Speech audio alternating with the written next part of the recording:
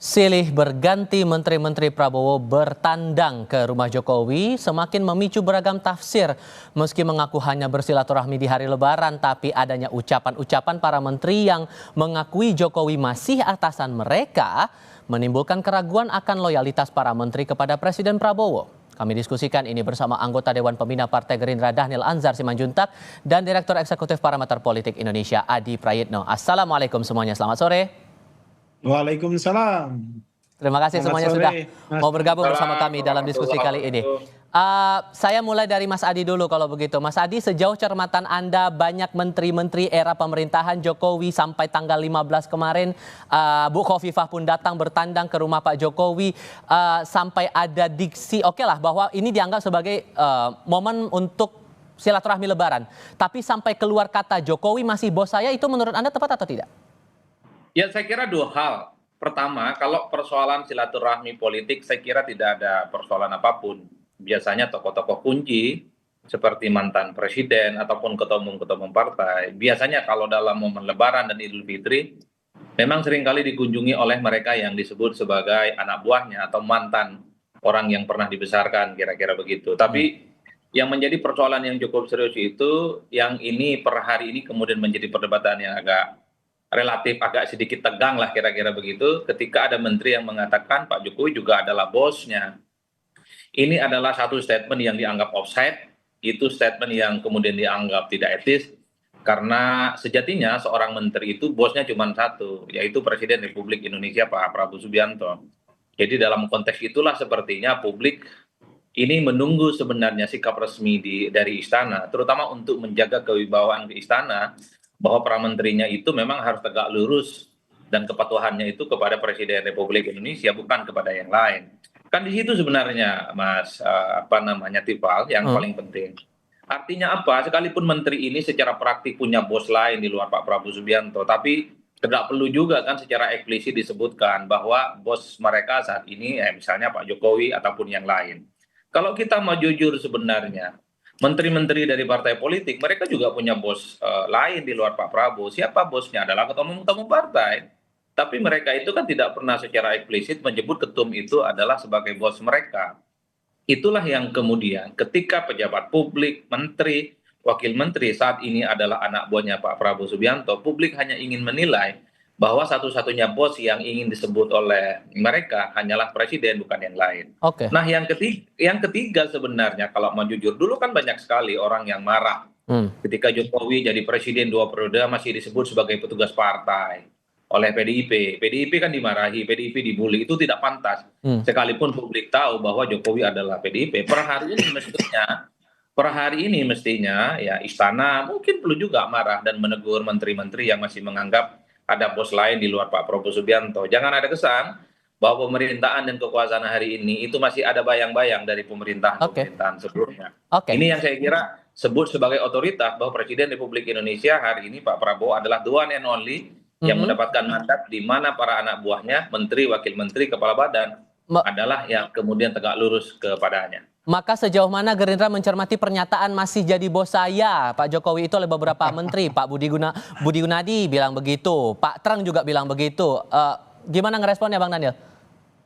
Mas Afan, pertama begini, kalau kemudian para menteri itu menghormati presiden-presiden sebelumnya, itu memang harus. Itu yang diajarkan atau dicontohkan oleh Presiden Prabowo, bahwasannya kita harus menghormati kontribusi dan peran pemimpin-pemimpin sebelum kita semuanya. Dan itu juga dilakukan dan dicontohkan oleh Pak Prabowo. Kemudian kedua, terkait dengan silaturahim para menteri ke Pak Jokowi, ya itu memang baiknya begitu. Artinya mereka datang ke mantan-mantan presiden bersilaturahim, mendengarkan nasihat dan sebagainya. Nah, jadi terkait dengan itu Pak Prabowo justru mengendorse mereka untuk melakukan banyak silaturahim. Kemudian ketiga, kalau kemudian dari kegiatan-kegiatan tersebut diterjemahkan sebagai tadi ada matahari kembar dan Nah, iya. sebagainya. Itu kan publik berusaha beberapa pihak berusaha menggiring ke situ karena ada komunikasi yang agak tidak tepat. Mungkin begitu karena ada celah tafsir terhadap statement para menteri, itulah yang kemudian jadi tafsir yang bisa dikembangkan oleh Mas Adi dan kawan-kawan maupun publik. Jadi kalau Dan kemudian ini ada yang bilang juga bahwa jangan sampai ada matahari kembar, PKS kan sudah mengingatkan begitu Bang Mardhani. Bahkan ada yang bilang loyalitasnya dipertanyakan nih dengan Pak Prabowo, para menteri ini dengan arahan dari Pak Prabowo. Berlebihan kalau begitu menurut Anda Bang Daniel? dipastikan tidak akan pernah ada matahari kembar dan Pak Prabowo sepenuhnya adalah Presiden Republik Indonesia. Pak Prabowo tentu akan memimpin sepenuhnya. Jadi statement atau dugaan ada matahari kembar tidak tepat. Tapi memang yang harus diingatkan selalu kepada seluruh anggota kabinet Pak Prabowo dan itu yang juga selalu diingatkan oleh Presiden adalah perbaiki cara komunikasi, perbaiki cara memproduksi narasi. Karena cara berkomunikasi dan memproduksi narasi itu akan membuka peluang tafsir macam-macam. Oke. Nah, itu yang harus dihindarkan. Jadi, kalaupun ada yang salah di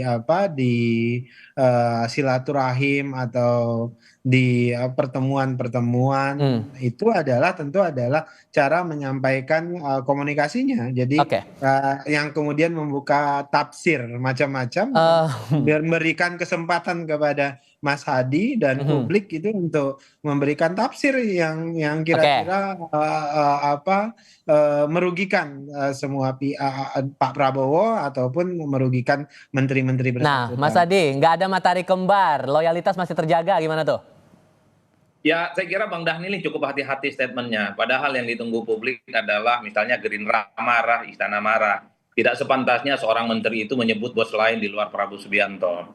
Betul bahwa ada bos lain ya, tapi tidak secara eksplisit mestinya itu disebutkan. Itulah yang saya sebutkan sebenarnya Mas Tifal. Saya kira menteri-menteri dari partai mereka masih menganggap ketum mereka itu adalah bos mereka. Tapi kan tidak pernah diungkapkan sebagai sebuah bos. Artinya publik memahami kok kabinet hari ini, kabinet merah putih itu kan hampir separuh adalah Jokowismen.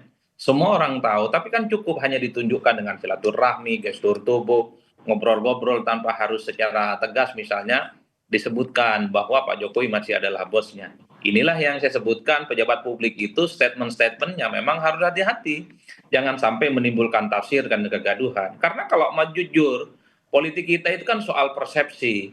Politik itu kan soal tafsir dan per hari ini ketika ada dua menteri mengatakan masih ada bos lain di luar Pak Prabowo Subianto, wajar kalau kemudian istilah matahari kembar ini muncul. Per hari ini itu pun juga masih kuat. Artinya apa? Dikhawatirkan perspektif semacam ini akan mengalir kemana-mana.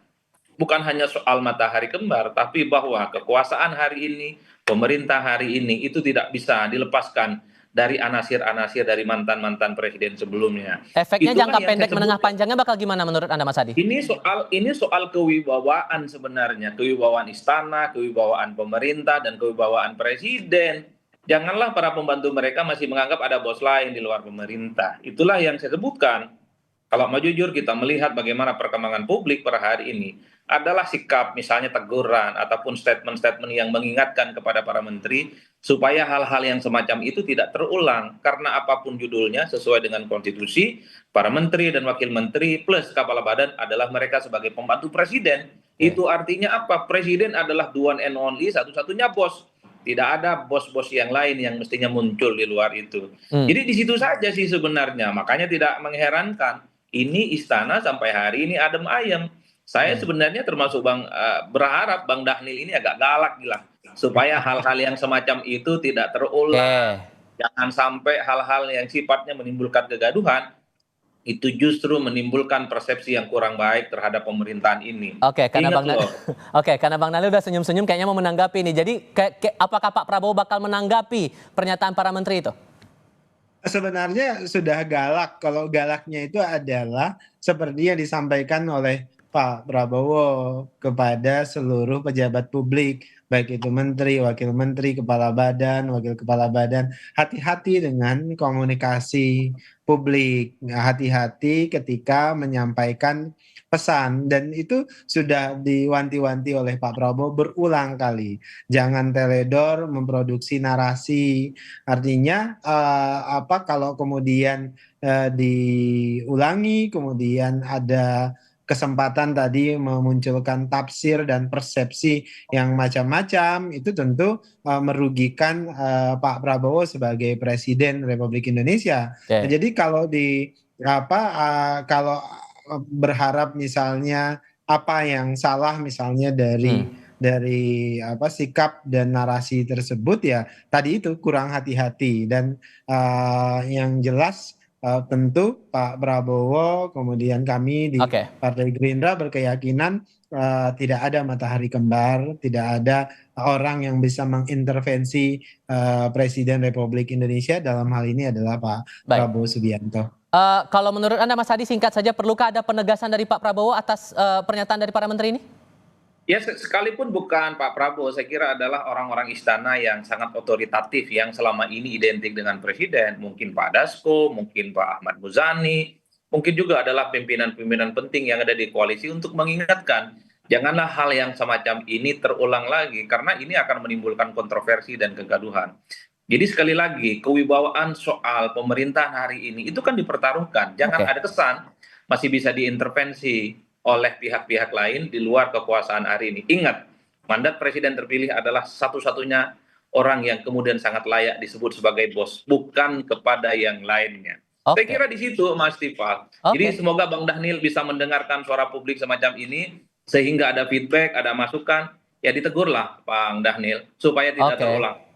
Baik, Mas Hadi Prayitno, Bang Daniel Ansar Simanjuntak, terima kasih sudah Ya, berdiskusi bersama kami. Selamat sore semuanya. terima kasih. Assalamualaikum.